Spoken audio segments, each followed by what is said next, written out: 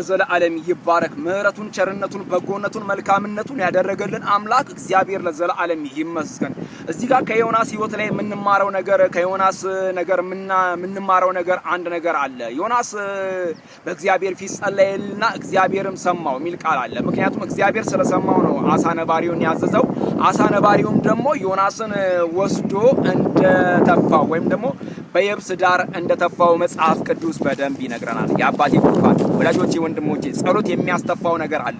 ዛሬ በቤታችንም በትዳራችንም በመንገዳችንም በመኖጣበትም በአገልግሎታችን በቤተክርስቲያን ውስጥም ቢሆን በቻልንበት ቋንቋ በማንኛውም እግዚአብሔር አምላክ ቋንቋ አይገድበው፣ ብሔር አይገድበው፣ እግዚአብሔር አምላክ ወዳጅ አይገድበው፣ ወንድም አይገድበው፣ ባለሀብት አይገድበው፣ ደሃ አይገድበው። ምክንያቱም መጽሐፍ ቅዱስ ሲናገር እግዚአብሔር በምህረቱ ባለጠጋ ነው ይላል። ስለዚህ ይሄ ባለጠጋ የሆነ አምላክ ሁሉን ሊምር ሁሉን ሊረዳ ሁሉን ሊያግዝ እሱ ታማኝ ነውና የጸለየ ሰው ያመልጣል። ዮናስ እዚህ ጋር መንገድ ስቶ ቢሄድም እግዚአብሔር አምላክ ከፊቱ ቀደመ።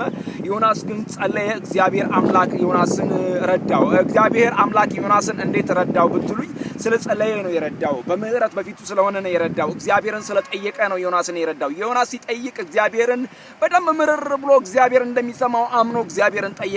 እግዚአብሔር አምላክም ዮናስን ረዳውና አሳ ነባሪውን አዘዘው፣ ዮናስን ተፋው። ወዳጆቼ ወንድሞቼ ምንድነው የተዋጠባችሁ ነገር ዛሬ አለ?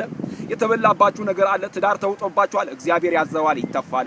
ዝማሬ ተውጦባችኋል፣ እግዚአብሔር ያዘዋል ይተፋል። ወንጌል ተውጦባችኋል፣ እግዚአብሔር ያዘዋል ይተፋል።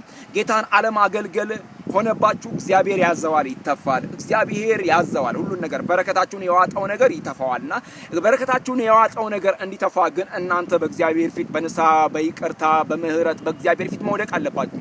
ዮናስ መንገዱን ቢስትም ዮናስ ወደ ራሱ ሐሳብ ቢሄድም ተመለሰ። ሲመለስ የሚመለስ አምላክ እግዚአብሔር አምላክ ከዮናስ ፊት ቀደመና ሰማው። አሳ ነባሪውን አዘዘው፣ ጸሎቱን ሰማው።